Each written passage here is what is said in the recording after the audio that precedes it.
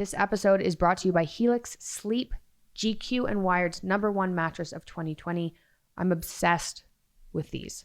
They have the best mattress I've slept on, and not just by a little bit. It's better than any mattress by a lot. It's like sleeping on a cloud. No topper necessary, obviously. I cannot tell you how much I love these guys. There's more, too. They have a very long warranty. You don't have to go to a store to get them.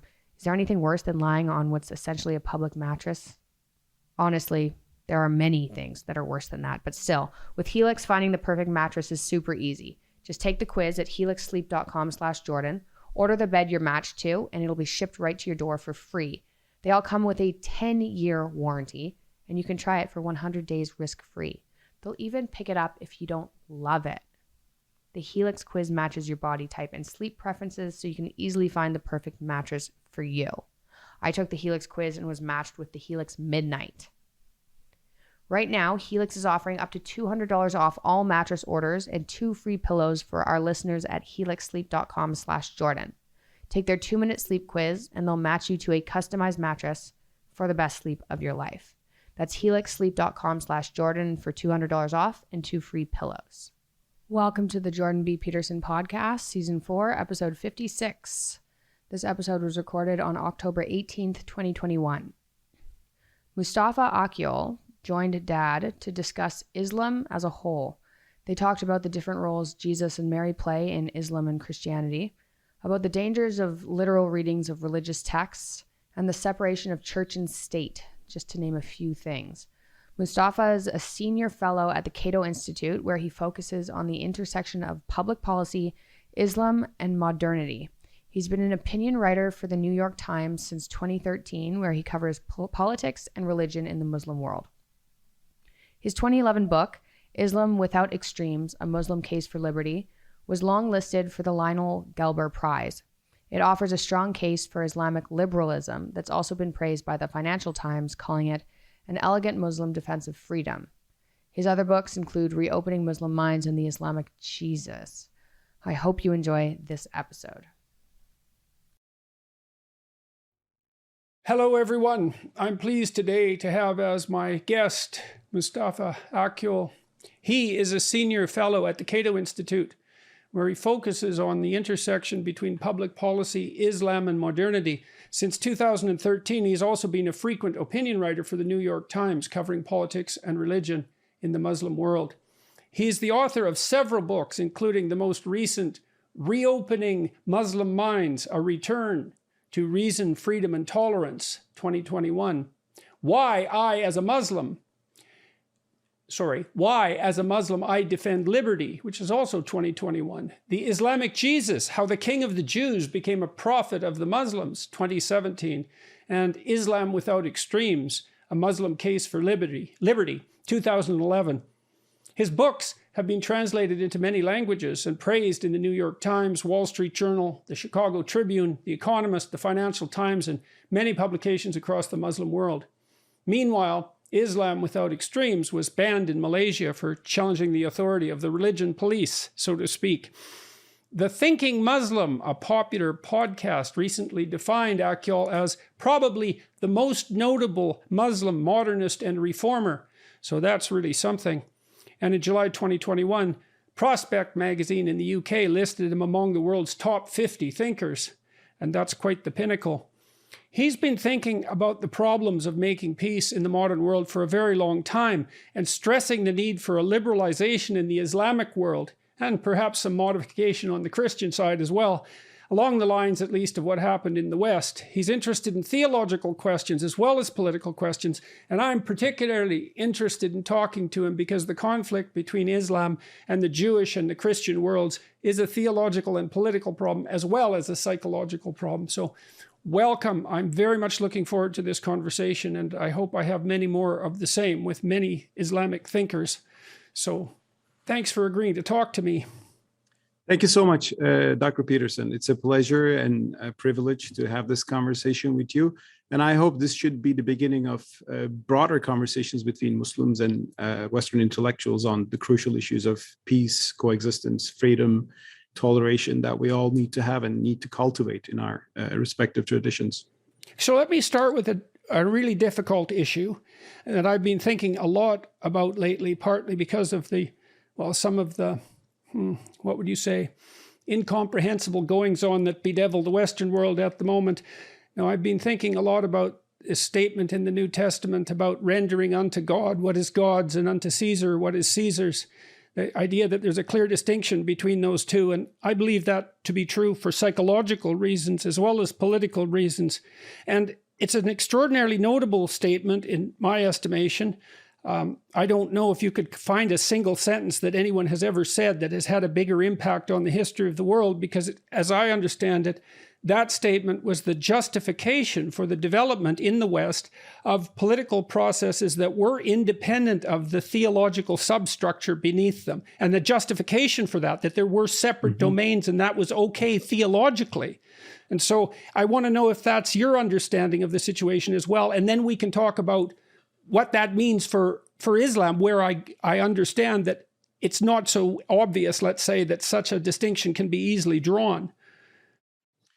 I would totally agree with you that separation of church and state in the Western tradition has been a blessing for humanity. I mean, West itself and the broader, I think, human story. And I think that's evident in the fact that a lot of Muslims around the world today who are persecuted in their countries come to live in the West, and where they find freedom. And if it was a Christian theocracy, they wouldn't be happily living there. A few times I said that, there's one country in which all denominations of Islam happily live together without any sectarian persecution, and that is the United States of America. And I'm sure Canada is doing pretty well, or UK. Yeah, pretty well. One thing, some models of separation of religion and state sometimes went illiberal towards religion, authoritarian towards religion, and that's a problem. For example, I see that in the French laïcité tradition. And when secularism is understood in that sort of intolerant way and somehow a bias towards religion, actually it becomes harder to accept from a religious point of view. And one problem in the Islamic tradition is that we always had the French version in my country, Turkey, and in Tunisia. So we never got a full sense of a liberal, classically liberal idea of secularism. But that's the political story. We can discuss more.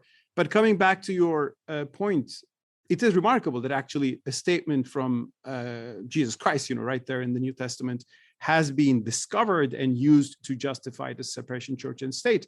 The very life story of Christ is interesting. He was never the state, right? He was actually persecuted by the state. So there's a great story there. But I will also remind you one thing. For centuries, Christians didn't understand the render unto Caesar and render unto God as the justification of secularism. Actually, it was used to justify divine rights of kings as well. Robert Filmer makes that argument in his Patriarcha, and John Locke argues against him. So it was used by Christians to defend divine rights of kings, but then other Christians said, hey, no, there's a better understanding of this. It actually says there are separate authorities here, and the one that the divine authority is what we're loyal to, and the political one should be based on contract. So that gave us, of course, the liberal tradition that I highly value. But I will say a similar process of rereading the scripture is taking place in the Muslim world in the past 2 centuries, in the late 19th century, a tradition broadly called Islamic modernism, which I, hope to represent and I'm trying to advance, also said, well, there are messages in the Quran that our classical scholars maybe didn't fully get or didn't fully develop because in their time and context, it wasn't possible. But now we see the full meaning of that. For example, one example is a powerful statement in the Quran, which reads, La ikraha fid din in Arabic, which means there is no compulsion in religion. It doesn't say secular state, but it means religion should be based on no compulsion, in other words, freedom. And this was there in the Quran for centuries, and Muslims made only a little sense of this. They said, okay, this means you will not convert people to enter Islam. Generally, that was observed in the classical Islamic tradition. That's why Jews and Christians could live under Islam. But they didn't understand it in other ways. For example, this should mean that perhaps if people want to convert out of Islam, that is apostasy.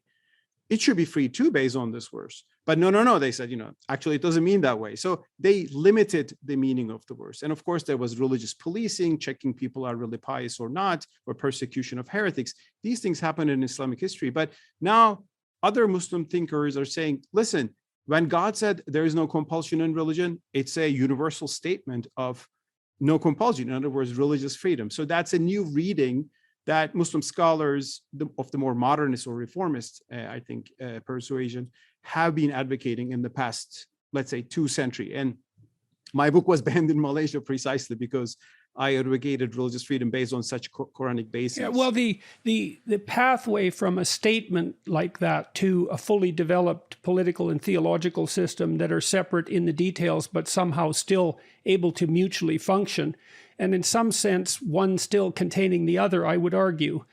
You know, even in the United States, it's one country under God. That's in the background all the time in some sense. And I would also say that the elevation of the right to free speech as perhaps the primary right, and I'm speaking psychologically here to some degree, is a reflection in the political domain, I think, of what was being developed symbolically in Christian theology with the idea of the divine word. And that idea in many ways is older than Christianity. It's older than Judaism as well. Like you can see, like I've traced that back to, for example, to the Mesopotamian writings about Marduk, who was the god who emerged at the pinnacle of the Mesopotamian gods and who was the model for the sovereign of the Mesopotamian emperor. And he had eyes all the way around his head, and he spoke magic words. And so even if you trace our stories back as far back as we've been able to trace them, the idea that there was something divine about the word itself, and we could have a discussion about what that divinity means. And I'm interested in doing that because you wrote this book, The Islamic Jesus, How the King of the Jews Became a Prophet of the Muslims. And that's all of this. All of this is tangled up in some sense in the figure of Christ, historically and mythologically. And so in the West, I think we managed to maintain the relationship between the secular and the religious by putting forth these axiomatic rights, which are in some sense religious in their derivation, and they slotted nicely into the religious understructure, but then simultaneously allowed for enough freedom so the political could do its own thing. And so that's partly why I'm so curious about your writings about Christ and about his place in Muslim thinking. Mm-hmm. Obviously in the West, whatever Christ was elevated to the highest place, right? Now, how do you understand? Now, I know Christ is a major figure in Islamic thinking, but there are differences. So can you help me? Can you wade me through that to some degree? Definitely. First of all, to enter discussion, I should just maybe make one broad statement, and that is that in the Western world, in the 20th century, people began to speak about the Judeo-Christian tradition, and I think it's a very valuable way of looking into the world. Yes, there's a Judeo-Christian tradition, but I think there is something missing in that.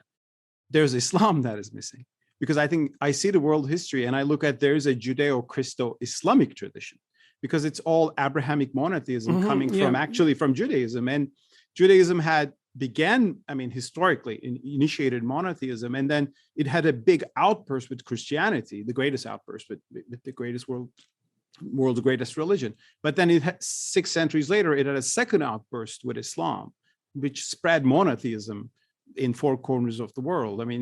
There are people living in Indonesia whose name is Moses or Abraham. Why are they coming? Because Islam brought this biblical story to them. That brings us to some instant discussion of what these 3 Abrahamic religions have in common.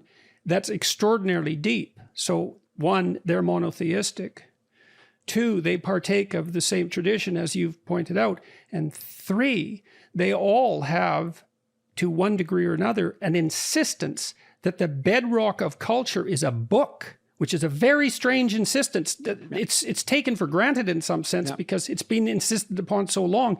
But this is something that, it's very difficult to see in some ways that a book lasts longer than a city or an empire or a country, and that there's something profound about the notion that the bedrock of a culture should be a book, and there is an implicit respect for the word in that insistence, and that does unite those 3 religions in a very profound way.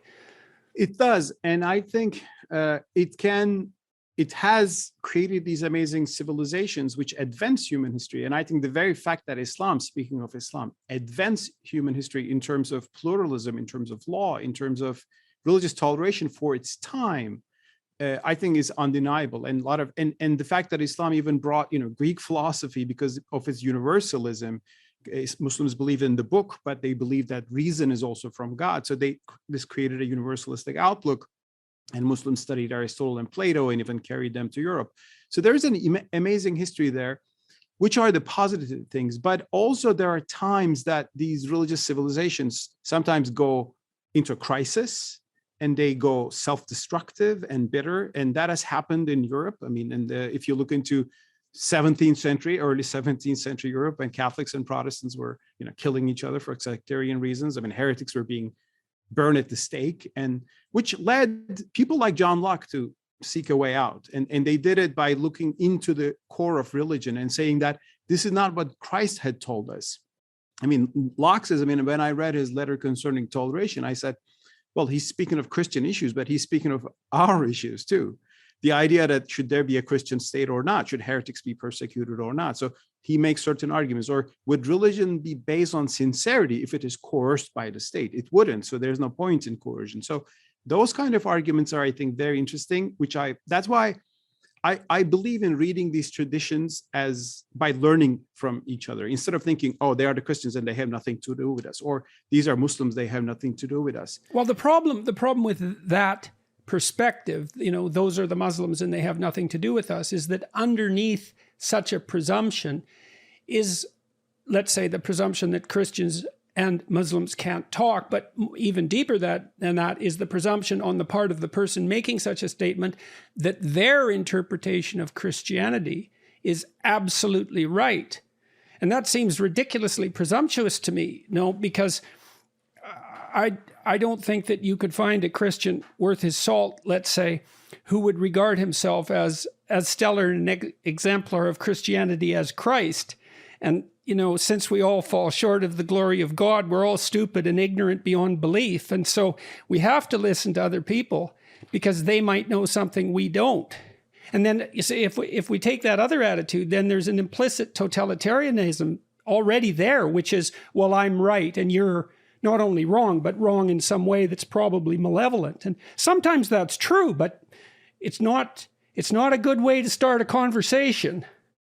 It is not. And I think religion becomes most dangerous when it is combined with group narcissism and acting in the name of God to punish people for their sins and heresies, as you define them. And that has happened in Islam. It still happens. Groups like ISIS, Al-Qaeda, those terrorists, they are attacking Westerners, but they're attacking fellow Muslims too. And by defining them as heretics first. We see bombs of Shiites being mosques of Shiites being bombed by 8 ISIS terrorists in the past 2 months. It happened twice. And this is a destructive dynamic, which has been always extreme in Islam, but existed. But there are antidotes to this sort of thinking as well. And I sometimes read those antidotes and I say, oh, in the Christian tradition, here's an example of that. If you can, for example, let me give you an example. One, the big dispute in early Islam was, who was the true Muslim? There was a civil war between the first Muslims, it's called the first fitna, and supporters of Ali and Muawiyah, the two figures, and I would sympathize with Ali, but they had a war.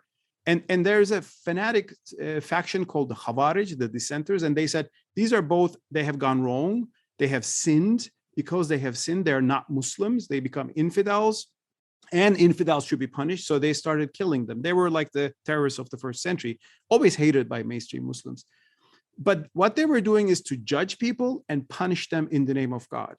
But there was an alternative theology called Murjia theology, and it's called Murjia in Arabic means postponer. They said, on this issue of who's right and wrong, we don't know.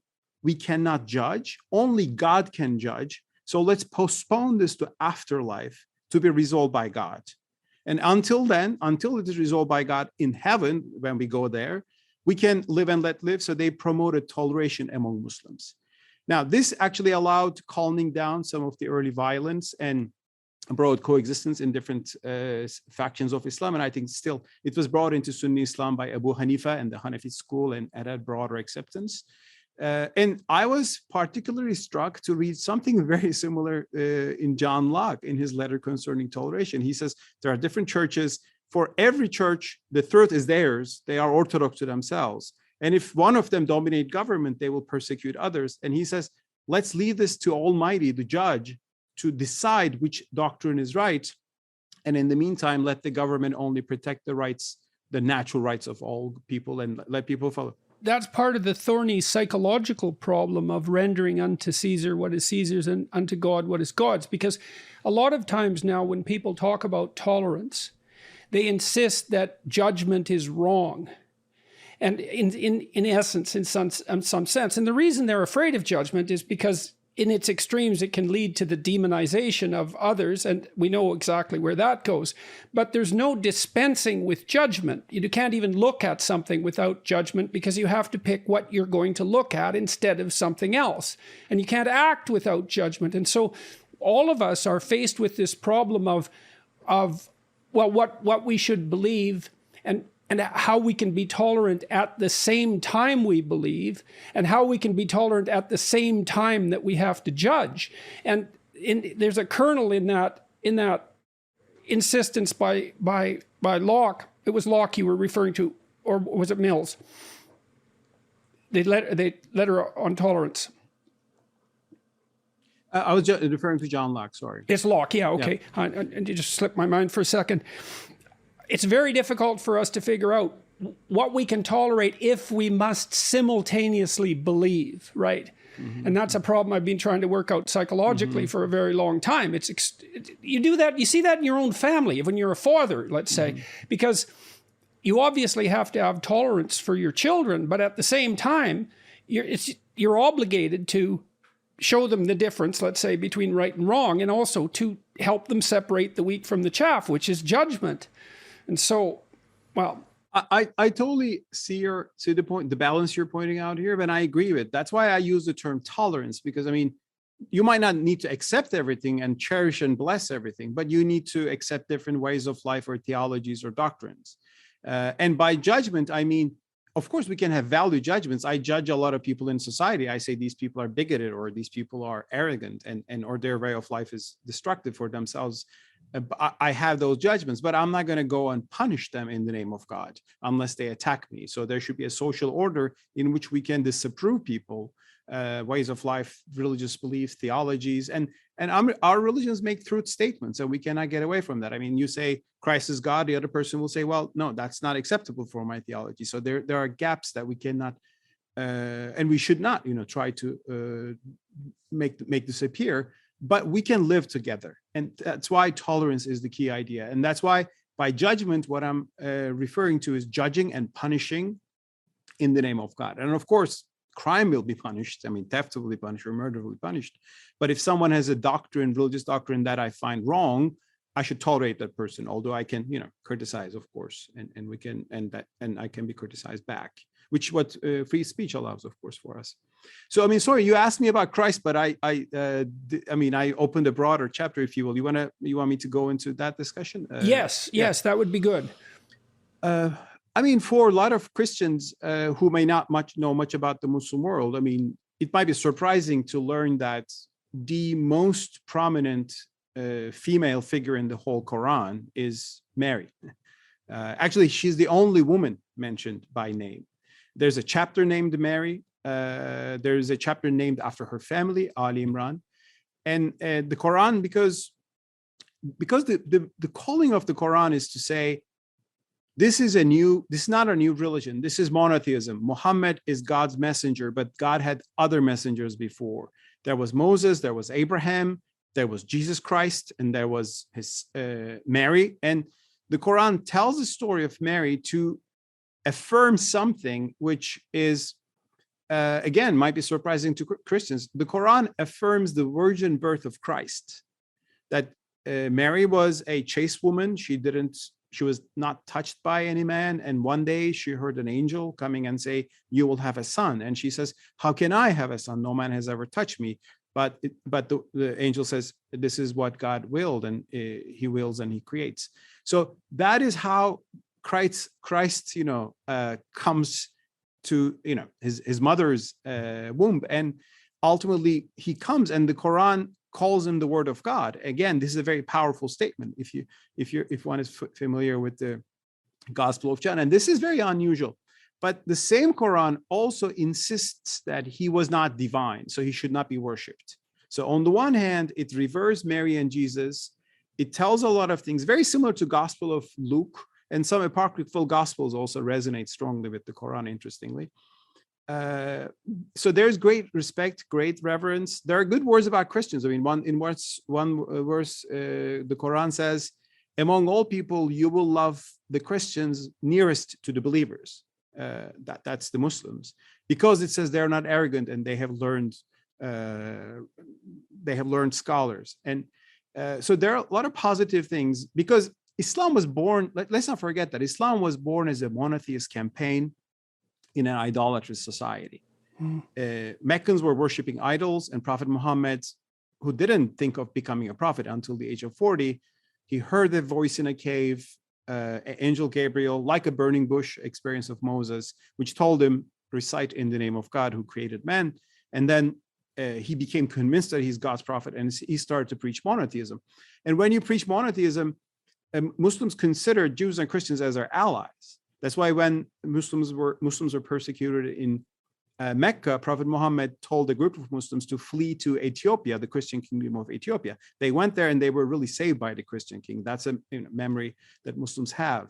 So there is that monotheistic. So what does it mean in Islam that Christ? Well, two things that you said, that Christ is, his birth is, the virgin birth is accepted. That's a major issue which we should also discuss, and also the emphasis on Mary and what that means, let's say, for the position of women theologically within Islam, and also what does it mean when Muslims believe that Christ is the Word of God? Now, it's hard for me as a Westerner to separate that out from claims of divinity, and we could also talk in some sense about worship, about what worship means. And so when I try to look at these things from a psychological perspective as much as possible, and stay out of theological territory where I'm a neophyte in any case, one of the things that worship means to me psychologically is something like the desire or compulsion to imitate. Like, you think about, to worship something is to place it in the place of highest value. And, people claim to think that actions speak louder than words. And I think that's a reasonable proposition. If you act something out, it's pretty compelling evidence that you believe it. And that means in some ways that you hold it in the highest place. And so to worship is to imitate, I think, in the deepest sense. It might be to celebrate what should be imitated as well, something like that. And this is a complicated issue because we're unbelievably imitative. And I was struck when my kids were little, when they were playing house, for example, my son would play out the father. And you might say, well, he was copying his dad. But he wasn't, because he wasn't moving the same way he saw me move. What he was doing was watching me over a whole variety of instances, and then also watching portrayals of fathers in media, movies and TV shows and that sort of thing, and abstracting out from that some kind of, I would call it like a disembodied spirit, which represented the core essence of paternity, and then imitating that. And I see in that the biological underpinnings, let's say, of what religious people talk about when they talk about worship. So when the Muslim world regards Christ as the Word of God, but not divine, I don't know how to understand that. Very good question. I mean, it says in the Quran that he is a word from God, and it doesn't explain much. And Muslims discuss what this means exactly. It's not certainly understood in the way that the Gospel of John defines that word was with God and word was God. So that's at not the beginning step. of time. Yeah, no, that's not the step taken there. Most common interpretations said, well, he was the word of God in the sense that God, it was the word of God directed to Mary.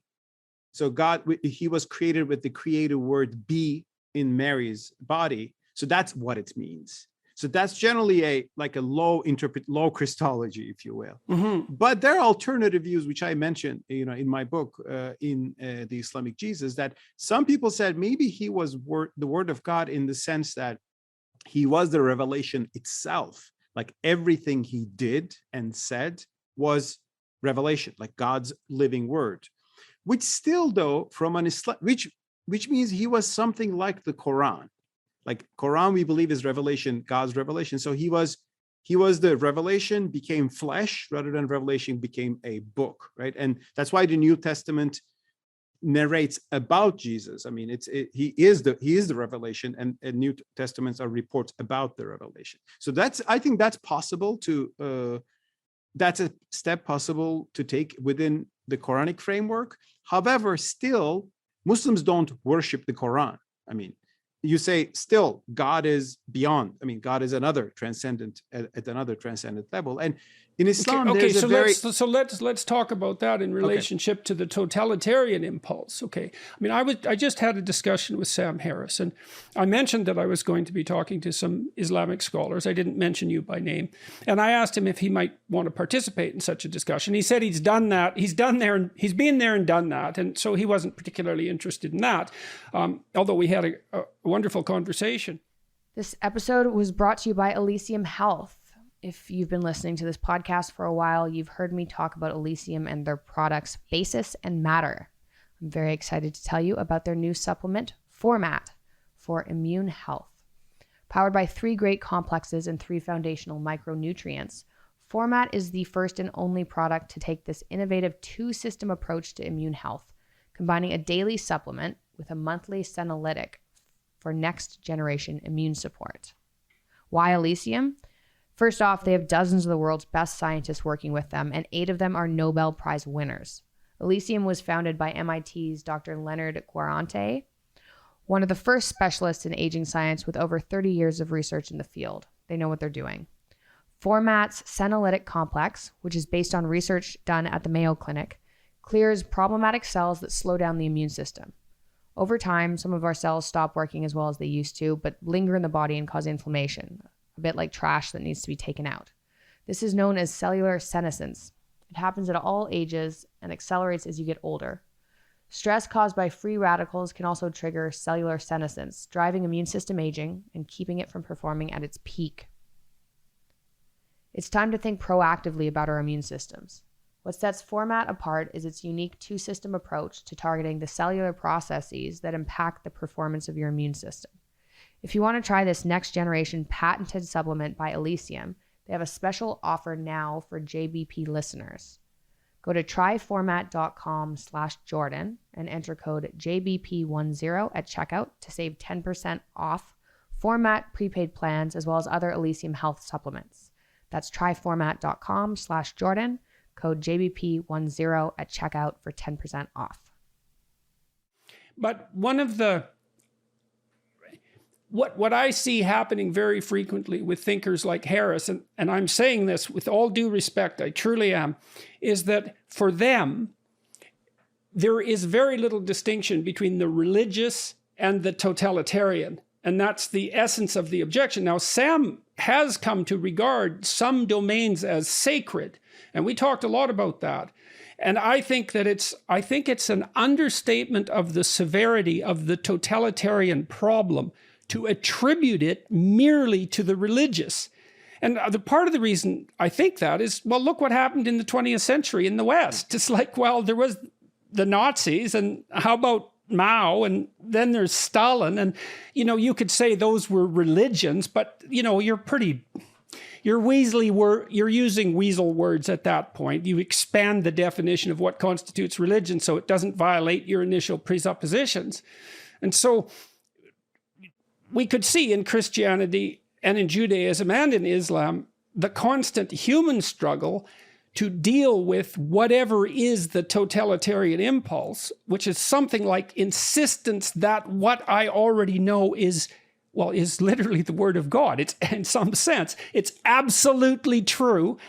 I have the knowledge. There shall be no deviation from that. And to identify that with tradition in religion, I think, is a big mistake. It doesn't get to the issue. I'm totally on the same page with you on that. I mean, the history of 20th century shows that some of the greatest crimes against humanity were committed by secular ideologies. I mean, communism and Nazism, as you well put. And today, probably the worst totalitarian regimes in the world. I mean, number one is North Korea. I mean, it's not a really, it's a secular state, but it's a bit a Juche called ideology, but it's totally secular. So I'm in favor of a secular state in terms of a neutral state that respects everybody's rights, regardless of religion or creed. But secularization of society, it doesn't necessarily bring anything good. I mean, we have seen that. Okay, so let's talk about that for a second. So I've been trying to figure out, all right. So one of the things I realized a long time ago as a psychologist was that there were depths of meaning. And we have intimations of this constantly. So for example, we can read a book and we think that was shallow, and we can read another book and we think that was deep. And then when we talk to a bunch of other people, they tend to think that the shallow book was shallow and the deep book was deep. And they tend to think that shallow and deep actually means something. And so there's this experience of depth.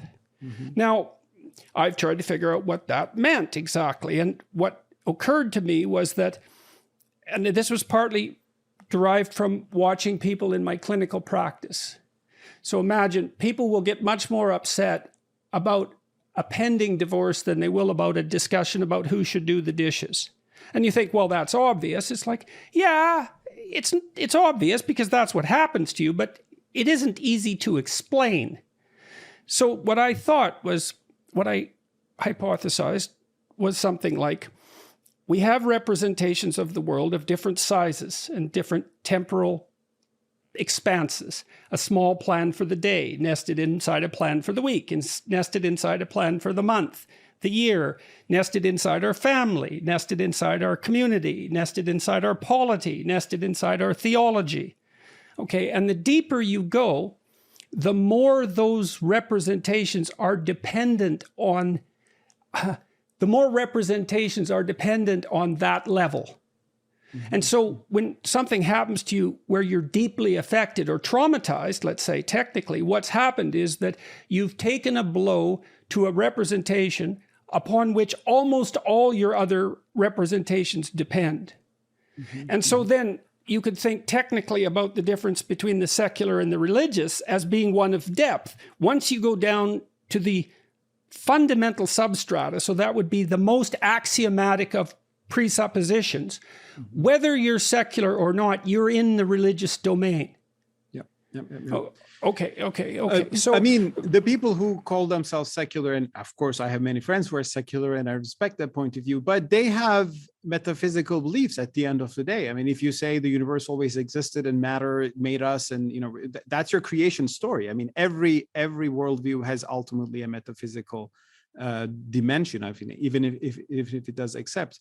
Like, coming back to your totalitarianism point, though, we have totalitarian entities right now, I mean, in the world, in the name of Islam. I mean, I think the Iranian Republic is pretty much the Islamic Republic of Iran, pretty close to that.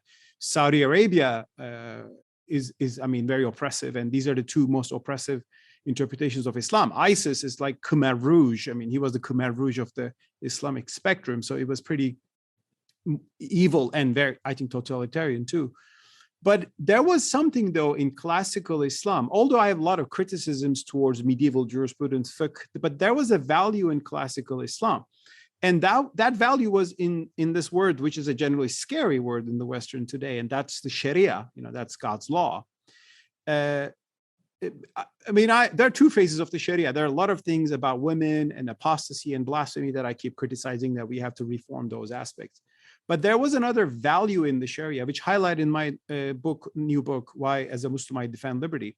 The Sharia was a set of laws that were separate from the rulers. They were even above the rulers. Like, Sharia wasn't what the Sultan required or wanted. The Sharia was the law of God articulated by scholars who were generally independent of the rulers. And that's why the classical medieval Islamic civilization wasn't totalitarian.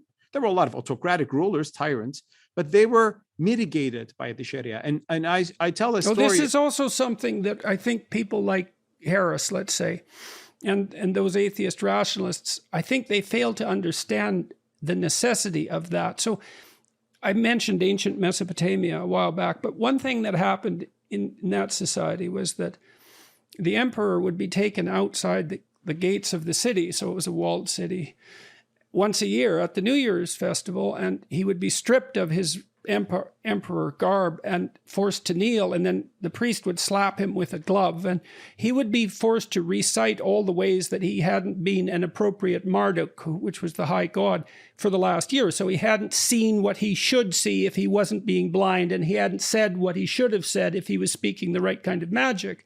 And so he was humbled in front of what was highest. And the Mesopotamians were working hard. In their mythology, you see this battle between the gods in the face of an apocalyptic danger.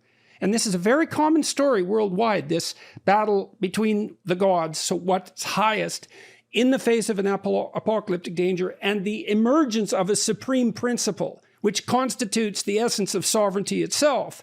And if you have a society, a secular society, let's say, where that highest thing isn't outside the polity in some sense, then you have North Korea, where the leader is elevated to the status of a god. And then you have hell. And that seems like a bad idea. Exactly. You have Stalin, you have Mao, you have all those modern dictators, and you have the Islamist totalitarian regimes today, because the Islamist totalitarians of today differ from the classical medieval Islamic tradition. Imagine, look at Taliban today. Taliban has dominated Afghanistan once again. The head of the Taliban is also the head of the executive and the judiciary and legislation. So that wasn't like that in classical Islam. There was a ruler, but there were also scholars who were independent they were independent in the beginning, and rulers gradually actually co-opted scholars. And that was the beginning of the doom of the decline of the Islamic civilization. My friend Ahmet Kuru has a very good book about that. He shows how the religious scholars who developed law were gradually co-opted by the state, by the rulers, and that actually killed the diversity and dynamism of Islamic thought. It means that they've been lowered from the ultimate to the political particular, and that's a catastrophe. Exactly. And there are many tales in Islamic civilization. Today, I think we can highlight to articulate values like rule of law or separation of powers. I tell one of them. For example, we know that in Ottoman history, Ottoman sultans were stopped by rulers, sometimes from executing people out of just anger, or confiscating property, or overtaxing the population. They said this tax is not compatible with the Sharia. You can overtax people. So there was a balance in the classical Islamic civilization, which worked for its time. And let's not forget that the classical Islamic civilization had a toleration, which again was not very common at the time. That's why when Jews were persecuted in Europe, they often fled to the Islamic lands, the Ottoman Empire. Unfortunately, today we have a crisis in the Islamic civilization. We lost some of the blessings of the classical tradition. That tradition itself stagnated, its jurisprudence stagnated. And then we had the modern state, and these Islamic movements came with the passion to grab the modern state and use it in the name of Islam, which created a deadly mix of medieval jurisprudence and modern totalitarianism, which is the story of the Iranian Islamic Republic of Iran. Saudi Arabia is going towards that direction. Let's talk about the Saudis for a sec, if you don't mind. Yeah, sure. Okay, because why not do something incredibly dangerous? I am stunned at the naivety of the West in rendering unto the Wahhabis a fortune of staggering magnitude, and thinking that in some way this was a recipe for medium and long-term peace. Yeah. Why do you think we're so stupid? Just out of curiosity. I think every government in the world is stupid in the sense that, they make decisions on very short-term interests without really understanding the long-term consequences. The stupidity of Western governments just have more impact because they have more power, to shape things. Regarding to Wahhabis, for example, first of all, let's establish what Wahhabism is. Wahhabism is, first of all, Islam should be compared more to Judaism than Christianity to make, I think, meaningful analogies. because of its theology is very similar to Judaism, and the idea of law, Sharia and Halakha are very similar traditions. So in Islam, Sunni Islam is like Orthodox Judaism. It's the mainstream body, right? Traditional, conservative, but it has some flexibility.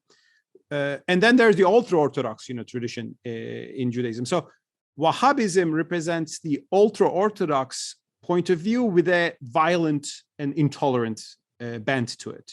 So that emerged in the 18th century in the Ottoman Empire. And their first targets were other Muslims. I mean, they condemned the Ottoman Empire for being into a heresy and bid'ah, as they call it, innovation. They attacked Sunnis, fellow Sunnis, and also slaughtered Shiites, which they considered as heretics. Then when the Ottoman Empire banned slave trade in the middle of the 19th century, there was a revolt in Hijaz fueled by Wahhabis. They said Turks have gone infidels because slavery is in our jurisprudence. You cannot change that, although the Ottomans were more flexible in their understanding. But until the 20th century, Wahhabism was a very regressive, like a force in the middle of the Arabian desert, Najd, which people didn't know, they didn't go there. It was a very marginal force. In the 20th century, these people discovered that they are sitting on top of the world's richest oil reserves, which they consider as a blessing from God to use, to advance their understanding. And also, Western powers thought that, we can use them. We can get a deal with them. First, the British thought that they could be used against the Ottoman Empire. There was even some discussion that they're like Protestantism, which are potentially more tolerant, which is not, they're not like Protestants, but they were certainly not tolerant. So that was one thing. First of all, because the Ottoman Empire being the seat of the caliphate and the superpower, that was the problem. Although you would prefer the Ottomans to the Wahhabis by any definition because of their toleration and pluralism for their time. And then, of course, you're making the case to some degree, if I understand you right, that a totalitarian doctrine, let's say, was granted exceptional riches, which there's no possibility they could have accrued had that theology, that totalitarian theology, had to make its own way in the world. But because of the vagaries of fate, in some sense, there was immense riches at the fingertips of this movement that would have otherwise been and likely remained extraordinarily isolated. What I'm saying is that, I'm not saying that the classical Islamic world was full. It was not ideal. There was a lot of persecution of heretics and here and there too. But for its time, you wouldn't judge the classical Islamic civilization and say they have less religious freedom compared to what was there at Christendom at the time. That's why Jews repeatedly fled to the Muslim world, for example, from Spain to the Ottoman Empire. In the modern era, one problem is Islamic jurisprudence, the interpretation of the Sharia stagnated, and why that happened is a big discussion among Muslims, but that's one problem. This episode was sponsored by Canva. Making content is an essential part of what I do to keep this show going. Well, I've outsourced that now, but in the beginning, it was me making all the graphics. Canva Pro makes this process seamless. Graphics can be designed on any device. If you don't know who they are, Canva is an excellent design platform made to create and share content. You can choose from thousands of templates and customize them for your projects or just start from scratch. Canva Pro is Canva's premium version, and it has an absurd amount of variety. If you're part of a team, Canva Pro's content planner, which is a great addition, can help you stay organized and really streamline planning, creating, and posting by having it all happen in one place. You and 4 teammates can unlock everything Canva Pro has to offer for just $12.99 a month. Start designing like a pro with Canva Pro. Right now, you can get a free 45-day extended trial when you use our promo code. Just go to canva.me/Peterson to get your free 45-day extended trial. That's canva.me/Peterson. Canva.me/Peterson. I hope you enjoy the rest of the episode. And the idea of a modern state came. The modern state with its police and with its national law controlling everything, with its bureaucracy, and Islamist movements emerged saying that we will revive the Sharia by grabbing the modern state by all its centralized power, and that created the totalitarian moment in Islamic tradition. And we see that in Saudi Arabia, we see that in Iran, we're seeing that under the Taliban. And one problem is that Islamic world in the past 2 centuries modernized, but we didn't get the good forms of modernity. One thing, I mean, first of all, the only secularism Muslims experienced was the French-style secularism, which generally pushed back the believers. Because if you say, I'm bringing you secularism, it's a wonderful thing, which means you will not be able to wear a headscarf and go to the campus. Well, there's not much freedom in that secularism. So unfortunately, it gave bad name to that. Secondly, Arab republics got influenced by Soviet communism. I mean, Arab socialism was a very powerful move in the middle of the 20th century. Republican Turkey, my country, it westernized, it's good, but it acquired its legal system from fascist Italy in the 1930s. Because let's not forget, I mean, the West was not always a liberal democratic heaven. There were a lot of bad ideas that came from the West. So I see this today in the Islamic civilization, really a perfect storm, a crisis of we lost some of the traditions we have, some of the toleration and pluralism we had back then. There's a stagnant jurisprudence, and bad ideas of modernity came. And when you mix them, there's a crisis in every society. And that's why I think we Muslims need ideas that will be new, different than what we have before, but that should be rooted in the tradition.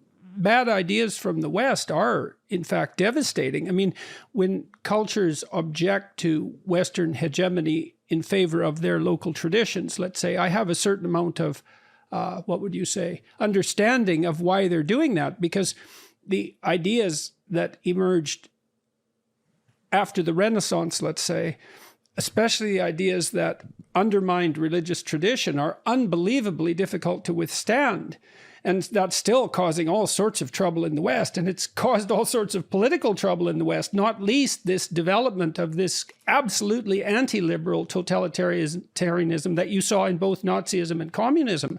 And in the West, we like to look at free modernity and say, well, that's us in the last 500 years. But those offshoots, the Soviet Union and Nazi Germany, are just as much a part of that tradition as the more positive elements of modernity. And that's why I think that this conflation of the totalitarian impulse with the religious impulse is dangerous. Now, I understand, though, there's another issue here that's lurking beneath the surface constantly, is that there's the spiritual element in some sense of religious the perception and practice, and there's the tradition. And you see those juxtaposed to some degree in the New Testament when the Pharisees and the lawyers attempt to trap Christ into saying something heretical when they ask him to rank order the Mosaic commandments. What's the most important commandment? Which implies that some of them aren't so important. And he just sidesteps that so absolutely brilliantly and says, well, if I remember correctly, that you should love God above all else and love your brother like yourself. And what he did there was extract out the essence of the root tradition and make that into something that's an embodied, dynamic, conscious practice. And it's one of those stories you read and you think, what the hell was going on there? How could someone come up with an answer like that? That's such a devastating, remarkable, creative answer. And of course, it's had a huge impact on the civilization of the world since then. But, the people who criticize religion, the materialist atheist types, for example, they constantly conflate the problem of the totalitarian proclivity that tradition tends towards, if unchecked, with religion itself. And that's a huge problem because those aren't the same thing. They're not. And I think religion obviously has become oppressive in world history. When it combines with state power, it becomes the same thing with state power, and that's what theocracy, and we have examples of that in Christian history and obviously in Islamic history. But religion can also be a balance to power. It can hold values outside of the power sphere and actually check power. And I think there are grounds for that in the Christian tradition and of course in the Islamic tradition, and we have to cultivate those. But I think this whole discussion of religion and power requires a rethinking of the very birth story of Islam, how Prophet Muhammad came and what he preached. So, and I have some ideas, some reformist perspectives there. I mean, I can speak about that a little bit. Please do. Here's one thing that clouds thinking about Islam by sometimes Muslims and by sometimes others. And that is that in the very beginning of Islam, you see Prophet Muhammad, a preacher of monotheism, a prophet, but also somebody who led armies, who led battles, who established a state. So what is going on? Right, That's why, I mean, some people say, in Christianity, it's much easier to make the case for a secular state, but in Islam, it's much more difficult because you have the state at the very beginning. And it also makes Muhammad into quite a frightening figure. I mean, on the one hand, when I look at what he did, the fact that it fits in this pattern that has happened time and time again in religious history, where the warring idolatry was united into a monotheism, and that's a civilizing force. It means integration, and of course, the empire that resulted was one of the largest empires that humans have ever created. It was an unbelievable achievement. So there's this push towards monotheism, an insistence on a highest, like, transcendent value. But as you just pointed out, at the same time, well, yeah, but there was war and there was conquest, and that's absent from the story of Christ completely. And so it's quite frightening from a Western perspective. I understand that, but that's why I think we need a discussion about that, which I offer in my books, especially Reopening Muslim Minds. And I call for understanding why Prophet Muhammad had to fight wars. Was that a divine blueprint that he had to fulfill, or was that a accident of history that he was forced into? I mean, and before that, I'll just say one thing. We have to compare Islam and Christianity, but to understand Islam, also always check the Old Testament, because I think the story of Prophet Muhammad is also very similar to the story of Moses, and also the later Joshua and the wars in the land of Canaan. And so there are a lot of Old Testament parallels there. So here's what happened at the very birth of Islam.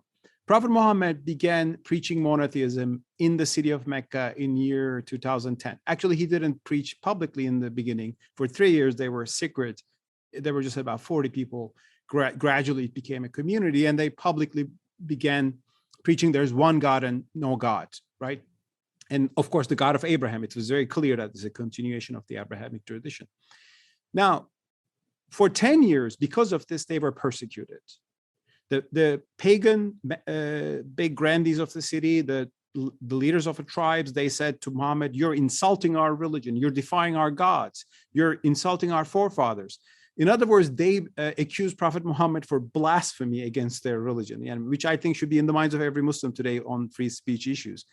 But Muslims didn't give up, but Muslims didn't threaten. There was no act of violence. Muslims were not trying to found an army. And actually, there are passages in the Quran which shows that Muslims were just preaching their faith. And one of them reads, to you your religion and to me mine. I mean, that was a statement made to the pagans. Another one says, the truth is from your Lord. Let anyone who want to believe it, believe it. Let anyone who want to disbelieve it, disbelieve it. Another verse says to Muhammad, oh, Muhammad, you're just a preacher. You're not a compeller over people. And if God had willed, everybody would believe, but God led it this way. So there's a non-political and non-violent message right there in Mecca. Now, I ask a question that generally people didn't ask. What if the Meccans said, okay, do what you do, right? And what if the Meccans said, let the Muslims go and preach their religion? I think the history of Islam would be different, because Muslims were just going to peacefully preach the faith. Probably the faith would grow and it would gradually win over the city, and still the Kaaba would be transformed into a monotheistic temple, but it would be a different history. What rather happened is that they persecuted the Muslims. They killed Muslims. Some of them had to flee to Ethiopia, as I said. They were almost coming to kill Prophet Muhammad himself, assassinate him. And that's why he finally fled Mecca and went to the city Yathrib, called Medina later. And there he established a community. He established a group of people. He became a political leader in the city. And all their properties were plundered after they were left. Their homes were raided and they were sold. They were raided by the pagans. And then came the first verse of the Quran, which allowed war, jihad, military jihad in the name of God. And that verse in Surah Hajj is very interesting. It says, permission to fight has been given to those who have been persecuted. They were persecuted because they said our Lord is one. They were driven out of their homes because they said our Lord is one. So the war aspect, the war part of the story, was a reaction to persecution, the ongoing persecution.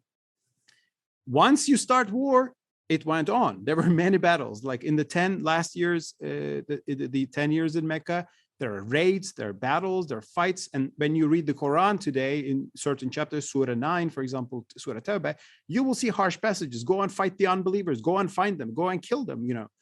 And those are historical commandments directing the first Muslim community. Just like commandments in the Old Testament telling Joshua or the Israelites, you know, to fight the Amalekites, you know, the tribes in the land of Canaan that were trying to kill the Israelites. So I understand the war aspect there as an outcome of a oppressive environment which wouldn't let Islam to grow and even exist. So Muslims had to fight, not because they wanted, but they were forced into. However, a problem came after that. The whole thorny moral problem of what you should do when you're oppressed is not something that we've, as a species, let's say, have completely figured out. I mean, in Christianity, I would say, propose that one of the prime injunctions is to turn the other cheek, but that didn't seem to apply so obviously, let's say, in the decades leading to World War II. And so it's not like every society doesn't have to wrestle with this problem. I mean, Christ is presented as a peacemaker. There's no doubt about that. But he's also presented in the book of Revelation as a judge who separates the damned from the elect. And there's a harshness in that as well.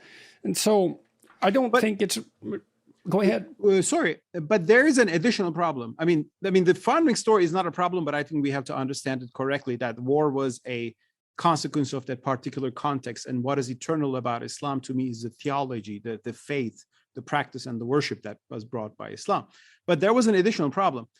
After Prophet Muhammad passed away, Muslims had an army and a state, and they kept continuing. I mean, they kept conquering the world. And in 1 century, from Spain to India, basically, Muslims built an empire.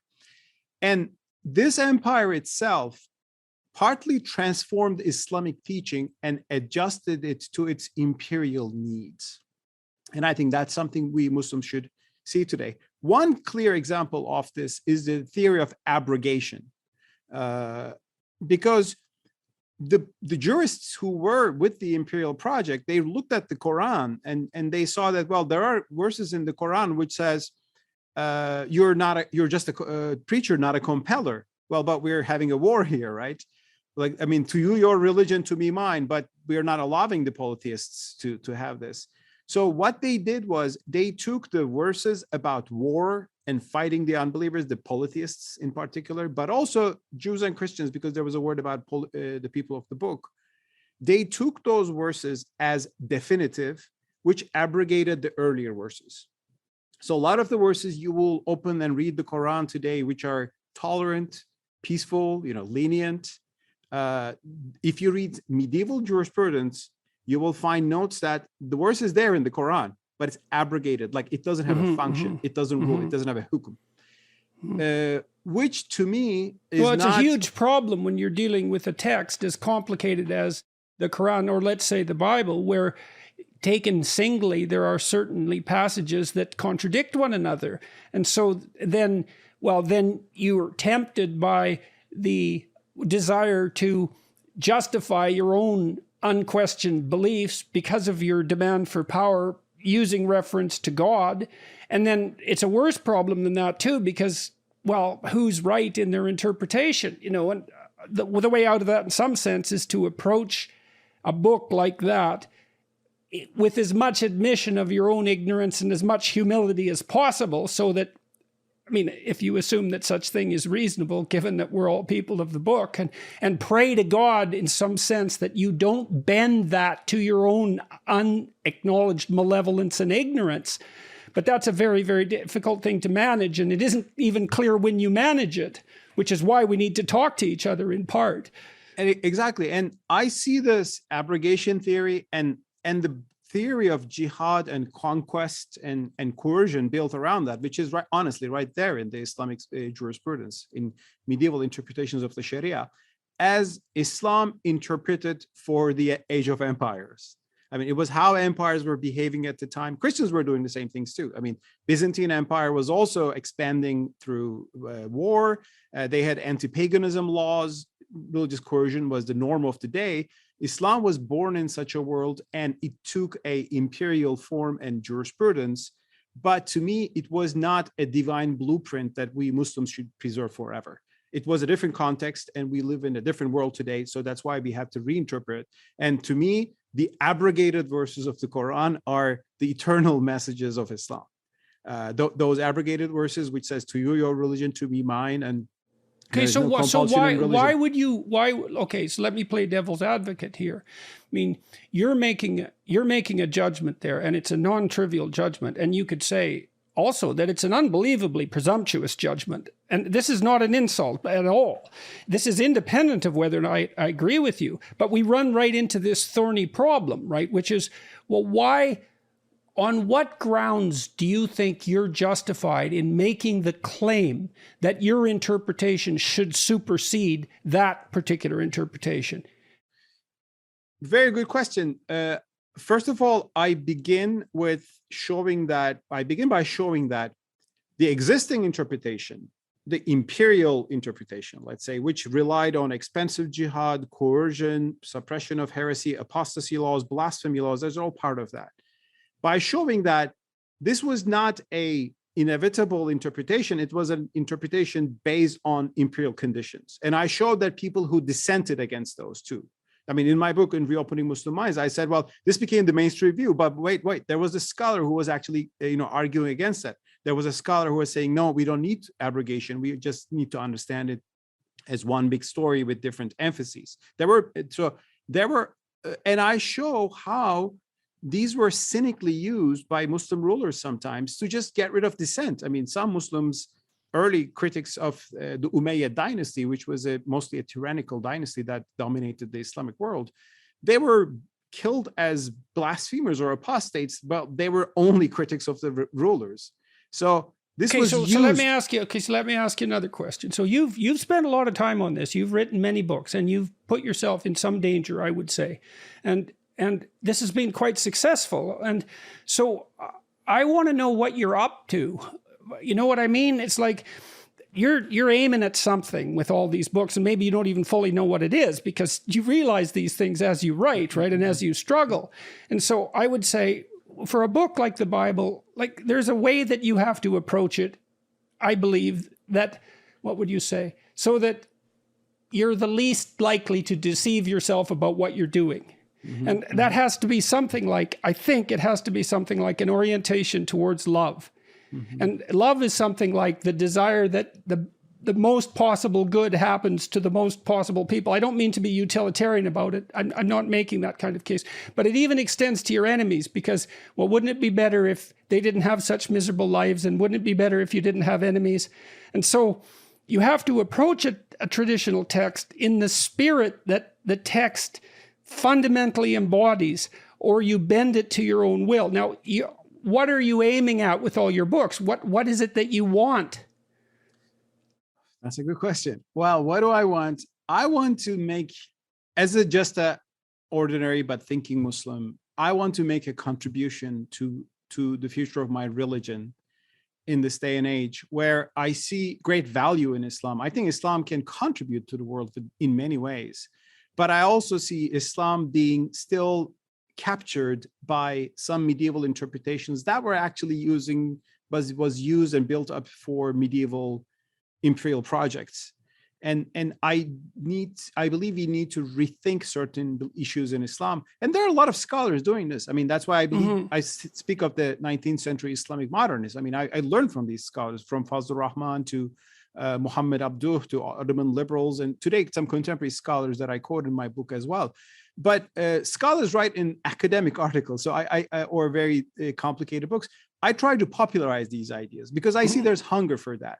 I mean, there are a lot of Muslims around the world today, from Pakistan to Malaysia to Indonesia to the Arab world, who are faithful, who are happy with their religion, but they are disturbed, sometimes disgusted by the things they see in the name of their religion: oppression, violence, persecution of innocent people by calling them heretics, and so on and so forth. And they want to see a way forward. How can we go forward by preserving our faith, living our values, but also being at peace with non-Muslims and even Muslims of different persuasion? And we can have so do you see that what is perturbing them is the manifestation of that central totalitarian spirit?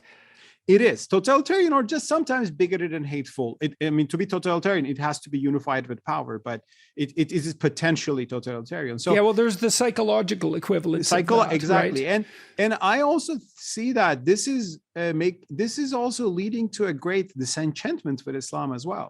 I mean, a lot of people are not in the West thinking about that. They think Muslim world, everybody's pious, but quite the contrary.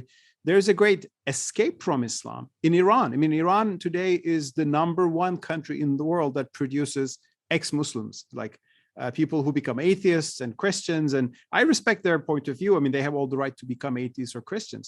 But as a Muslim who believes in my faith, I mean, like, I would like to have a faith that attracts people with its spirituality and with its values, but not frightens them and scares them and pushes them away. In Turkey, my country, there is a new tide of deism, which is like young people are believing in God, but not any religion, and certainly not Islam, precisely because of the disenchantment of Islam being used for authoritarian politics by the current government, for example. So I think this is a critical period in Islam. And when I look back in Christian history, I see people, Christian humanists from Locke to others, Roger Williams in the United States, who rearticulated their religion, reinterpreted their religion to emphasize freedom of conscience. The switch from divine rights of kings to the idea of a limited government with religious freedom, that was a big shift in Christianity, and it had to be done by Christians who value their faith. And I think this is a big effort. A lot of Muslims are trying. I'm just trying to do my part with my writings, which are aimed at a broad understanding with a broad population, so everybody can read and get it, what the point is. But also, here are the key arguments and the patterns for going forward. Yeah, well, you're a strange sort of traditionalist in some sense, right? Because you are trying to separate the wheat from the chaff in relationship to the past, but also not proposing that all of this be abandoned as an entirely failed project, which I think is would be a very naive thing to do in any case. It's like, well, abandon it in favor of what exactly? Well, rationality. It's, well, okay, but it needs some fleshing out. Well, not by rationality. I mean, we can discuss that because, my book, Reopening Muslim Minds, A Return to Reason, begins with that, reason or freedom. I'm not a rationalist in the sense of, people like Sam Harris that, you talk to. So I don't think that there's reason that supersedes everything else. And by rationally, we can always arrive at the truth. I mean, Mao rationally arrived at a terrible truth. So I certainly see. Yeah, well, there's always the problem of the axiomatic presumptions. Yeah, I mean, Hayek, criticizes, rationalists that build systems of authoritarianism. And I think there was a great value there. However, by reason, I refer to a specific theological branch in Islam called rational theology, or aql. That's the term in Arabic, reason. And it goes back to a theological dispute in early Islam between two schools of thought. And it was on the meaning of Sharia, I mean, God's commandments. And actually, it goes back to, this was a discussion on Islam, but it goes back to Socrates and his famous Euthyphro dilemma. And I think this was discussed in Christianity as well. The dilemma is this: when God has commandments, like 10 commandments, like thou shalt not murder, right? Thou shalt not steal. These are fundamental key values that move our civilizations go forward. But one question is this: does God say thou shalt not murder because murder is inherently wrong? Does God teach us about this ethical value? It's out there in the world. Or does murder become wrong simply because God said so? So these two ways of looking into religious commandments. And in Islam, one theology is spearheaded by the Mu'tazila school, but also it had an impact on the Maturidi theology, which is in mainstream Sunni Islam, which I sympathize with. They said the commandments of God are educating us about values which are also there inherently out there in the world, and also knowable by reason. In other words, even if there was no revelation, human could figure out that theft or murder are wrong, but because of human passions and human tendency to forget, God is educating and reminding us about those values. And there are a lot of reasons in the Quran to think like that. The other school, the Asharites, said, no, these things are right or wrong simply because God said so. Therefore, if God said murder is good, murder would be good. So the commandments define everything that is ethical. And this is the Asharite theology. And in my book, I show how these discussions took place and what were the nuances. Asharite theology became more influential in Sunni Islam. And I'm critical of that, because I think if we say God's commandments only have value in themselves, first of all, we are turning God into a capricious, arbitrary legislator, right? Things become right and wrong only because he says so. It's not like he is looking into the world and seeing and with compassion, seeing that ordinary people, innocent people should not die. Yeah, well, you could secularize that. You could secularize that argument by asking yourself, as a secular person, these fundamental laws that we have, like we should not murder, do they reflect some underlying reality in some profound sense, or are they arbitrary constructions of a particular time and place? And it's a very difficult argument to walk through, because it always depends in some sense on what you're aiming at, right? If you're aiming at power and conquest, well, then maybe murder's just what you need. But if you're aiming at peace, well, maybe that's not the right route. So, exactly. And actually, the secular way of looking at this is that, for example, should governments legislate according to what they think is right and their commandment, their laws define everything, or should there be values beyond the governments that they should honor, right? Right. Well, that's a natural right argument in some sense, right? Which is really foundational in the West, and less so in the French system, I would say, than in the English common law system. Very true. Which that's why I believe the right view in Islam was the natural right argument, which what the Mu'tazila said, and the Maturidis also in the Sunni tradition pretty much came close. The other one is called divine positivism. Like God says whatever he says, and we just obey it without asking why and how. It got more sophisticated over time. Still, the Asharite scholars look into the purposes of God, try to figure out, so that allowed analogy. But ultimately, this divine command theory that God posits as he wills, legislates as he wills. And this had two consequences. One means that people who don't have your religious tradition cannot have any value, because all value comes from divine commandments. So people who are secular, people who are beyond, right. You close yourself to the ethical reality out there in the world, all the ethical traditions and reasoning. Second, you deny an essential commonality between the tribes of mankind by doing so, and you put yourself in a permanent state of war.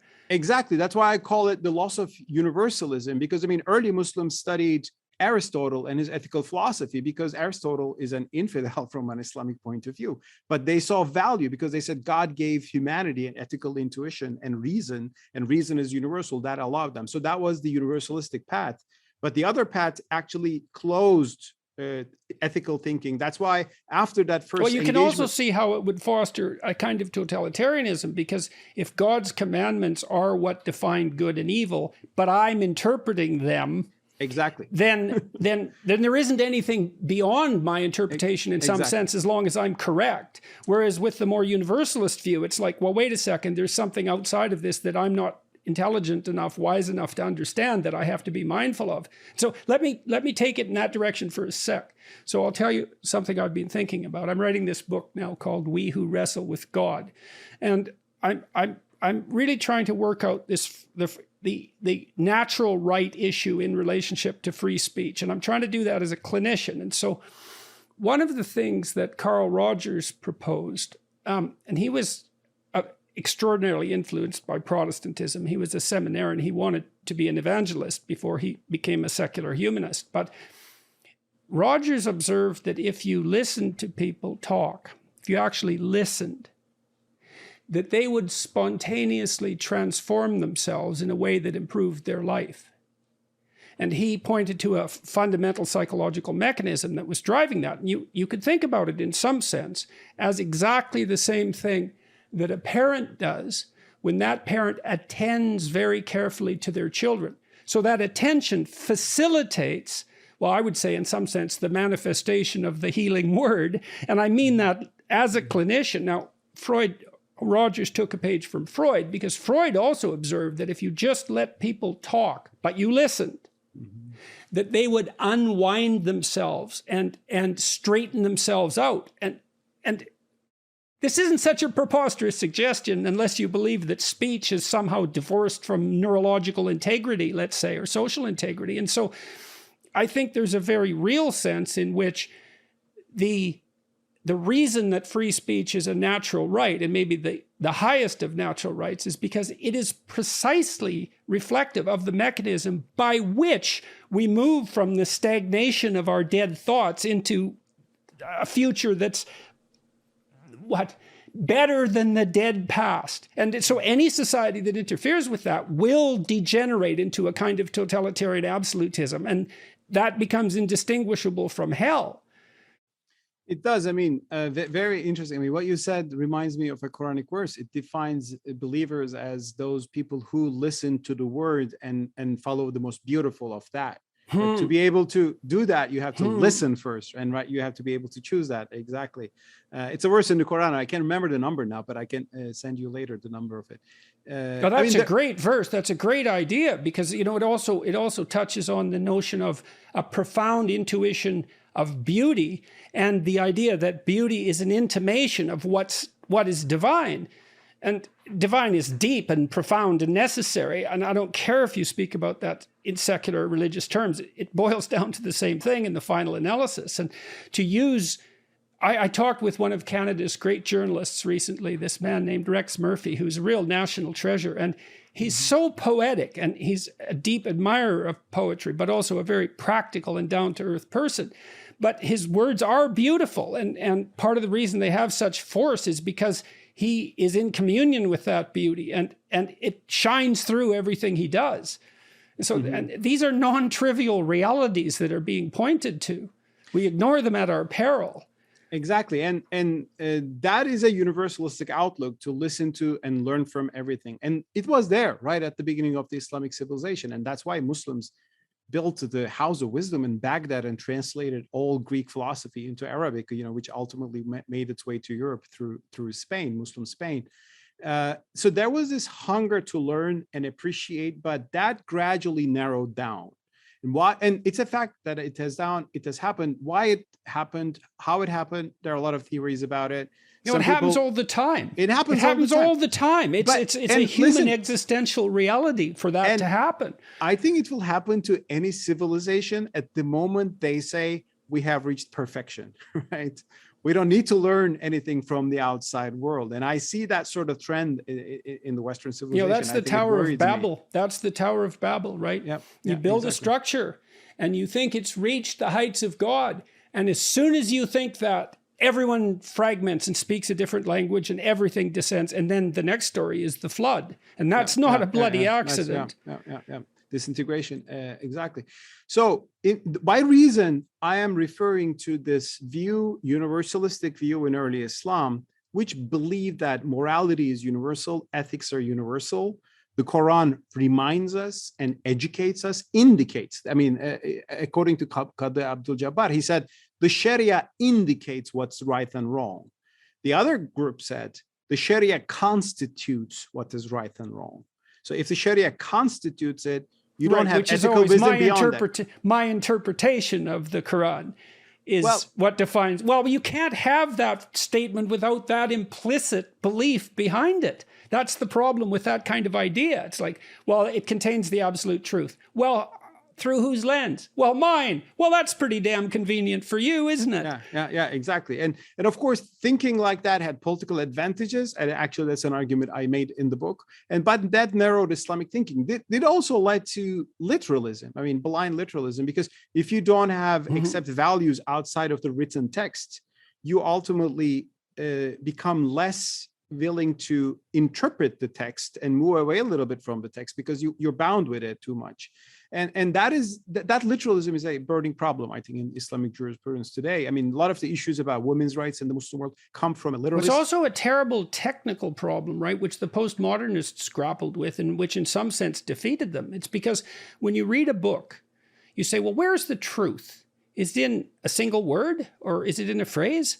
But the phrase is in a sentence, and the sentence changes the phrase, and then the sentence is in a paragraph. And then, there's a really interesting image online showing the hyperlink nature of the Bible, which verses refer to which other. It looks like a kind of a rainbow. The Bible is densely hyperlinked because all of it refers to, it all refers to other parts of itself, which is part of its depth. But what that means is that, well, you need the whole thing to interpret each word. You need every paragraph to interpret each sentence. And so how do you know if your interpretation is correct? Well, we believe what the sentence says. It's like, nope, sorry, that's just not going to do. And what do you mean by literally true? And are you so sure that literal truth is the deepest form of truth? Because I don't think it is. There's fictional truth. And that's deeper than literal truth, obviously. So there's certainly, and we have that in Islam, the interpretation of the Quran by the Quran. So you read it's Surah 2 something and you read 57 something else, and they actually explain each other. That's a very powerful approach. By literalism, I mean, I can give you one example on women's rights, for example, which is, of course, a burning issue in certain parts of, not all, but certain parts of the Muslim world today. You may have heard that, Saudi authorities didn't allow women to drive cars for a long time. And finally, when it was allowed, it was a big reform. And the autocratic prince who did that, got a lot of brownie points in the West. Although it was probably a bigger reform than was even recognized. It was a big reform for them, but the people who demanded were jailed. So it's a weird autocratic form of reform. But then in now Pakistan, in Afghanistan, the Taliban came to power. In the 90s, they were not allowing women to even walk on the street, but now they will say we will allow that. Okay, that's a progress for Taliban. But still, women will not be able to travel alone. So there is this issue of women traveling alone with a male guardian. I mean, it will come up in all these Islamic issues, conservative Islamic interpretations. Now, where does it come from? Well, it comes from a few hadiths that are sayings reported from Prophet Muhammad, peace be upon him. And it's in Sahih Bukhari, one of the most authoritative, I think, collection of hadith sources, although I would still have some questions there on certain texts. But anyway, there you read Prophet Muhammad saying a Muslim woman should not travel alone without a mahram, that's a male guardian, for longer than a distance of 3 days. Another version is a distance of 1 day. So that's the text. And classical scholars, of course, they thought this was important. They calculated actually, what's the difference of 3 days? 78 miles or 57 miles. There are different versions of that. So women should not be able to go. And still today, like in the UK, if you ask a fatwa from a conservative scholars, they can say, can a woman go between Birmingham and London? They can measure the distance. They say, no, it's not more than that distance. Well, that is the textualist reading of this. Now, another reading, which is promoted by Turkish scholars and others, I'm sure, is that, well, Prophet Muhammad said so probably because in 7th century Arabia, in the desert between Mecca and Medina, there were bandits attacking every unprotected woman. So a woman walking alone without a male guardian, and women didn't carry swords by this. I mean, only men could protect women, would be attacked by these people. So he said something obviously related to that context. So his issue was security.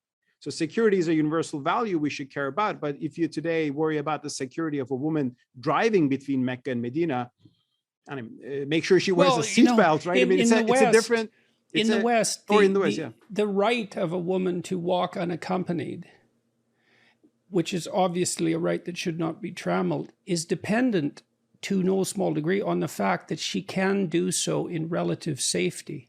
Yep. And that's forgotten in some sense, right? Yep. I mean, I'm not saying that right shouldn't be promoted or doesn't exist. I'm saying that the conditions that currently prevail in the West, I mean, when I lived in Montreal, for example, anyone pretty much could go anywhere at any time of day and be safe. Well, that's a hell of an accomplishment that that's the case. And that is not the historical norm by any stretch of the imagination. No, that's for sure. I mean, these religious commandments even the Quran and Prophet Muhammad's commandments. As a Muslim, I value and respect all of them.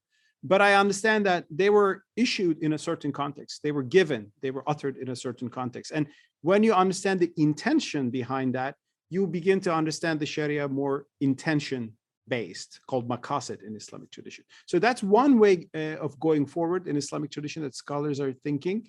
And I understand like corporal punishments. I mean, that's one of the issues that come up very much with Islam. I mean, why are there corporal punishments in the Quran and in the Prophet's commandments? Well, why are they in the Old Testament too, right? I mean, in all these texts, you have corporal punishments. Yes, an eye for an eye and a tooth for a tooth was a marked improvement over the previous arrangement.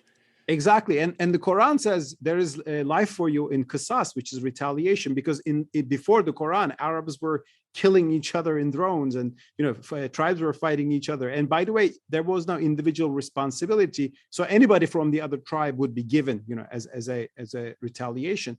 So, but the Quran brought the idea of retaliation with individual responsibility. And also it brought a few corporal punishments, like amputation of hands for theft, for example, which is one of the most controversial issues, I think, about Islamic law in the world today. Now, the literalist way to understand it is that, well, God says this, so you will implement it as the way it is, or, you will find some modifications around it. But another way of looking at it is, well, there's a very good reason why I gave corporal punishments in early 7th century Arabia, because there were no prisons. I mean, prison is an institution that is built by a state, and you need to build brick walls, and you need to feed somebody inside it. You need to have a guard. I mean, early 7th century Mecca and Medina weren't anything like that. People could only punish crime instantly or let them go. I mean, there was no idea. And that's why pre-Islamic Arabs also amputated or kill them. Or kill them. And risk a feud. Exactly. And that's why pre-Islamic Arabs were also amputating hands for theft. So the Quran legislated in that context. And as a Muslim, I believe it legislated for justice. It legislated for the right moral purposes. But today we can punish theft with other means, such as, prison sentences or fines, which the Ottomans already did. I mean, these modifications have already taken place to a certain extent in the Muslim world. I'm saying these things because, I mean, this kind of literalist understanding of Islamic texts we can't let the literalists get away with the notion that their understanding of a sentence is right. That just isn't how a text works. Exactly. It's way more complicated than that. And that's a big problem, because it opens up the specter of infinite interpretations, which is the postmodernist dilemma. Yeah. But saying the text has no meaning or any meaning is no solution to that. It's like saying life has any meaning or no meaning. It's a problem, especially when they say their understanding is right, and they have the right to dominate the state, and they have to impose that on everybody else. So that's the key problem we have in the Islamist movements we have. Let's talk about Mary for a minute. Oh yeah, sure. All right. Back. Yeah, well, because this issue this issue of women's rights is definitely worth touching on. Now, so why do you think Mary is represented so what would you say? Why does she have this privileged representation in the Quran, and what does that mean as far as you've been able to determine? Well, very good question. Very interesting. I should also add that the most prominent figure in the whole Quran, the most prominent human being, is Moses, followed by probably Mary and Abraham, and then comes Jesus Christ. He's also, of course, narrated. Because the Quran is educating Prophet Muhammad about his predecessors. Like, these were the pious people before you. These are the people your forebears. I mean, you should follow the footsteps of Moses. You should be like Jesus. And Mary is narrated because he's so high up and revered in the Islamic tradition.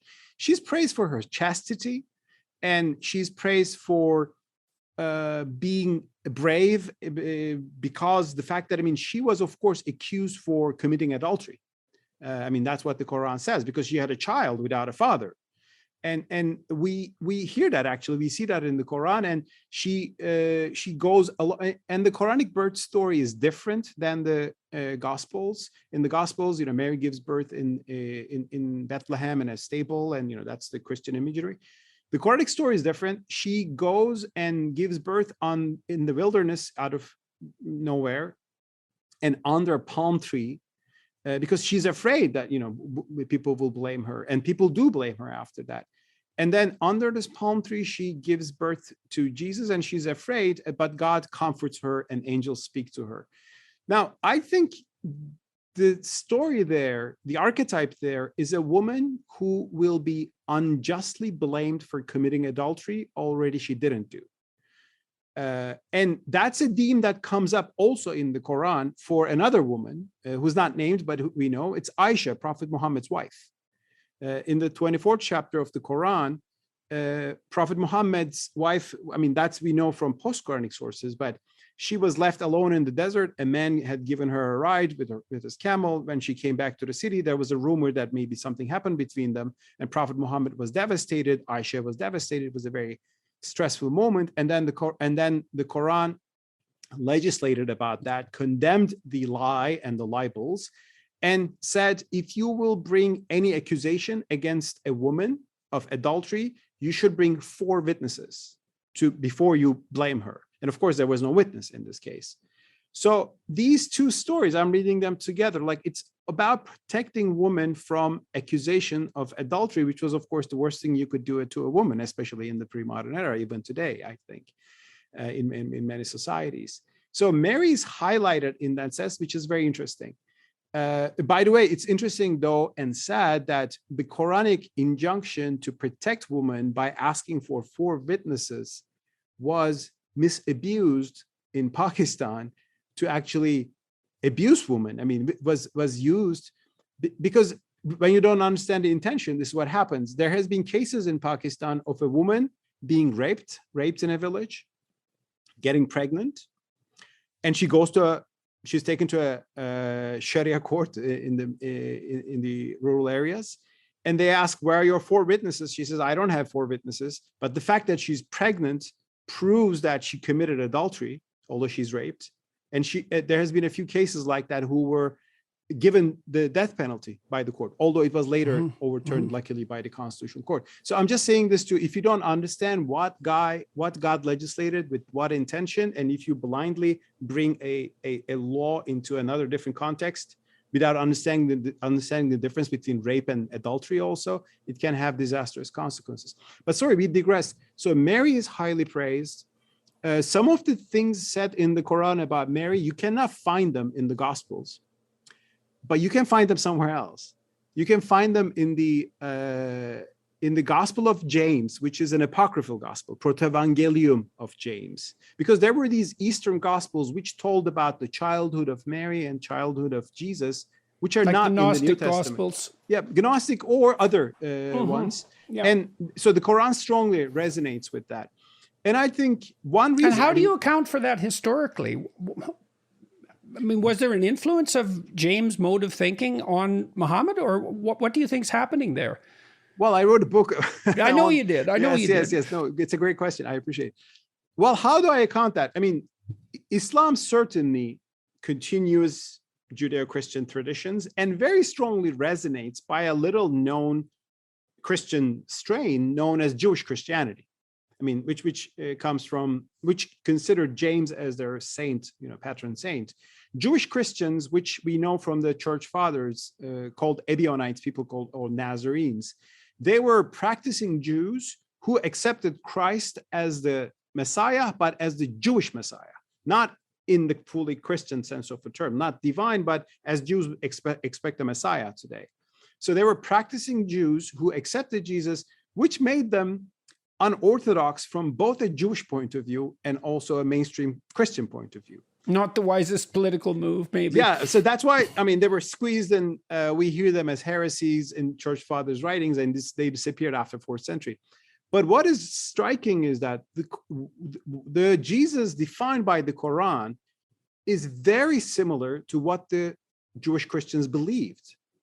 And also the theology of Quran is very similar to this idea that you're saved by act, not just faith alone, which is, the that's a thorny problem. Line. Yeah, and I think it's more on a Jewish path, but appreciates Jesus from a more Jewish perspective. And it is very similar. Now, there are 2 ways to understand this. One is to say, well, some of these teachings made their way to Arabia, and, obviously influenced the birth of Islam, and Prophet Muhammad might have acquired these teachings from these Christian unorthodox groups. That's the historical interpretation, and I can understand how people think like that. As a Muslim, I believe, well, this is revelation. I mean, God sent that revelation. God sent this revelation again. So I don't need to believe that Prophet Muhammad acquired that wisdom from a pre-existing community, but that's an answer of faith. Others I can very easily understand that they can say these Christian teachings influenced the birth of Islam.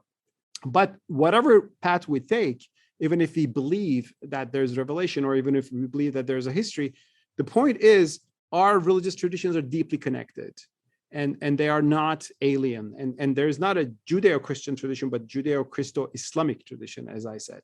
And the moment we begin to connect them, we will learn. We can learn from each other. I think Muslims can learn from Christian tradition more, and Christians can learn certain things from the Islamic tradition today. And we can think of our problems as we, the monotheists, we have these issues, and how do we deal with them in the modern world? That's why I find intra-Christian discussions about freedom or freedom of conscience or secular state very interesting. And I think we have patterns and roots in Islam which can be connected to those. Okay, I want to torch you with one more issue, and then we should probably stop, because I'm getting worn out listening and talking. So I might stop making sense. No, it's good. It's not a bad thing. It's a good thing. So I mentioned earlier this idea that Rogers developed that was deeply influenced by his Protestantism, and that had also been observed by Freud and the psychoanalysts, that merely letting people speak, but in a welcoming way, right? In an attentive way. So you're providing a container for the revelation, let's say, the revelation of themselves to themselves, that was intrinsically deeply healing. And one of the things that Jung pointed out, which I thought was staggering in its implications, was that the mythological or theological Christ was actually a symbolic representation of that process. Mm-hmm. Yes, so it's quite, so imagine there's a historical figure, but there's a psychological figure. That's how I would look at it. But you can think about it in theological terms at all. This gets complicated when you get into the outer reaches of thought. But then, so what I see happening was that the West organized itself, unbeknownst to itself to some degree, under this principle that free discourse accompanied by attentive listening, which is something like care for the other person's self-revelation and belief that will make the world a better place in the highest sense. And it's sort of the sine qua non of successful therapy, in my estimation. Well, that's both embodied and symbolized by the figure of Christ. And you can see that as a reflection of human universalism as well. He happens to be the figure in the West when you're speaking psychologically, but it's representing something that's a lot more like John's notion of the eternal word, and something that the Egyptians tried to represent with the figure of Horus, and the Mesopotamians with the figure of Marduk, and so forth. And it's sort of at the basis of the Campbell-Jung idea of a universal archetypal redemption story. And so what I struggle with is, in the Islam world, you have this contradiction in some sense, from my perspective as a Westerner, between the figure of Muhammad as, in some ways, the ultimate authority or guide or prophet, and the figure of Christ. And I can't understand it psychologically. It's like, because I can't distinguish between the honor given Christ in Islam and the honor given Muhammad. There's a contradiction there that I can't think my way through. Well, great question. I think there is no contradiction from an Islamic point of view, because Islam sees this as one big history of monotheism. So Prophet Muhammad is following the footsteps of Moses or Abraham or Isaac or Jacob or Noah, and Christ is put in that path. So that's why Christ isn't divine, but he is a word from God. He's revelation. So he's actually, metaphysically speaking, the statements about Jesus puts him above any other actually creature besides the angels, when you look at from a Quranic point of view. But the Quran still insists that he's not divine. So, and there is no Pauline theology of him, being dying for the sins of humanity. So there's not that.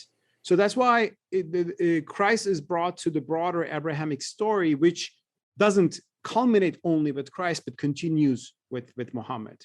So that's why, I mean, Islam takes the lower Christology, I mean, if you will, from so that's why I think it makes sense. Although I think enough attention maybe has not been given in Islamic thought to the story of Christ that is narrated us in the New Testament.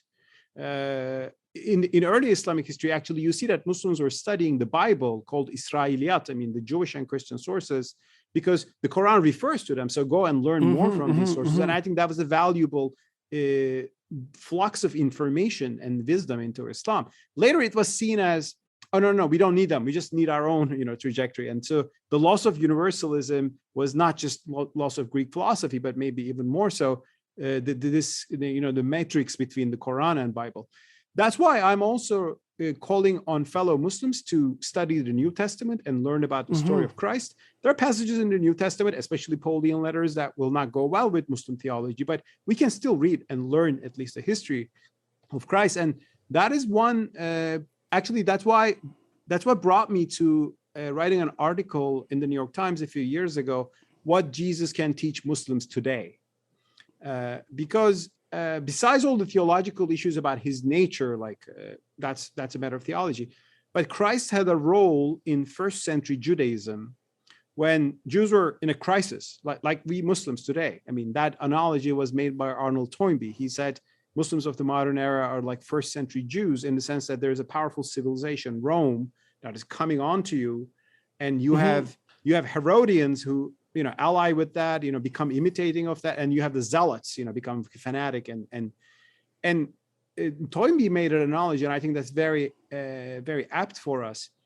I see Christ as a third way. I mean, he was not a collaborator of Rome, but he wasn't a fanatic. He wasn't a guerrilla leader fighting a battle against them, and he called on his fellow Jews to rediscover their own values. Let's look at back our halakha and see the intention. And his criticism of dry literalism and sometimes arrogant piety, you take pride, you look down upon other people saying that they are sinners, but I'm pious. They are so relevant to some of the problems we have in the Muslim world today. I mean, and in the Western world. In the Western world too. And I think Definitely. that's why, I mean, as a monotheist, walking on the Abrahamic path and being a Muslim, alhamdulillah, as we say, I believe the broader tradition of monotheism, that includes Moses, of course, but the story of Christ in particular has a lot to teach us. And Muhammad Abduh made this point. I mean, he was a Muslim reformer in the late 19th century, and he said, actually, Muslims believe in the second coming of Christ. I mean, it's there, it's an article of faith in Sunni Islam. He says the second coming of Christ means we will begin to look at the Sharia as he looked at the law, look at the intentions, look at the wisdom, moral wisdom behind that, and just don't turn into a dry set of laws which just implement without thinking of the consequences. I think there is such deep wisdom there in the Christian tradition, which is important for us Muslims. There are a lot of wisdom in the Muslim tradition too, I think, to share with the world. But we could all use some more wisdom, couldn't we? Yeah, I mean, one thing, like I see people becoming so obsessed with race in the Western world since I came to America a few years ago. I mean, people speak about all the colors, skin colors of their, and I understand that there's a history behind that. There's of course, persecution and it's discrimination the Tower of Babel. But I mean, one thing we can say proudly as Muslims is that, well, we never had that. Islam is a colorblind religion. And who was fascinated by that? Malcolm X. He was, of course, a leader in the African-American community. He was, because of the persecution and discrimination, he had also a very negative view of the white people. But his life changed when he went to Mecca, and that's a very powerful story. And he saw Muslims with blue eyes and blonde hair and black skin and brown skin. And he said, they're all brothers in faith. They're not discriminating against each other. So he became racial, thanks to his exposure to that universalism in Islam, which I'm proud of as a Muslim. So I think there are great things in our traditions to share with each other, but we have to overcome the totalitarian impulse, as you said, the coercive interpretations, the hateful interpretations. And there's ground to work in every tradition. And I'm trying to do my part as a Muslim living in the 21st century who's concerned about the future of the world and the Ummah. Much appreciated. Thank you very much for talking to me. Thank you very much for talking to me. This was a great conversation. Where are you? I'm in Washington, D.C. right now. You're in Washington? Yeah, at the Cato Institute offices. Well, it would be nice to see you if I'm going to come to Washington next year, and it would be very nice to see you. Oh, inshallah, as we say, I would love to. Let's break bread together and speak about all these great issues which we should all think about. Thanks a lot. Thank you. Thank you very much.